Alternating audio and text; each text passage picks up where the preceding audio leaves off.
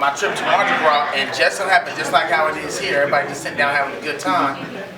They always say you never know who may be at that table or maybe in that audience. So what happened was I was telling them a story about my trip to Mardi Gras, and just like y'all, there was a person by the name of Tyrone. And he was a vendor at this major comedy showcase that be thrown every month. So he had asked my father, had your son ever thought about doing comedy? And he said, man, we've been telling him that since he was 16 and he now 32. He ain't gonna do it. So dude had said, well, you know, just tell him that we'll give him 2 free tickets and just have him ramp.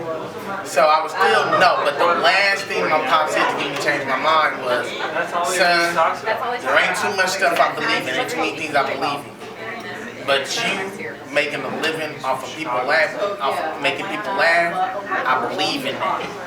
And when he said that, Dad gave me the courage to say, okay, well, let's go meet him. So we went to go meet him, and what happened was there, I met the people backstage, and I met some other comedians, people who's well known, featured for Second Thing Entertainment. So I'm telling them about a situation where it's only got one leg.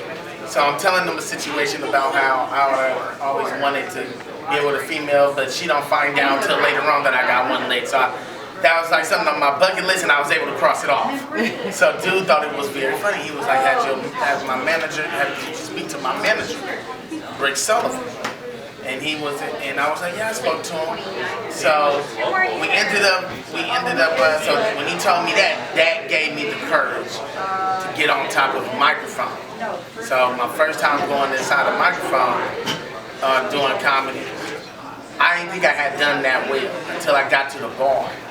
And the owner of the bar was like, man, you started, he said, man, one thing I want to say is that when you was telling your story, did nobody read the newspapers? Everybody was literally listening to you. You was actually making people be quiet. People was actually coming up to the bar and buying drinks. So he was like, what at the Ivy Room, he was like, would you like a drink? And I was like, I really don't drink. And he was like, hey, just come on, you can have a shot or whatever.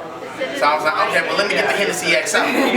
So he gave me the Hennessy XO, and then he was like, man, you need to go to another place to do comedy. So that's what got me doing comedy, and it was a trip. I actually signed my real name, Abdon Centerford, but I take it like God was speaking over me, because right when I was about to put the last letter in my name, which was the letter T, all of a sudden I heard a voice go off in my head say, nah, erase that.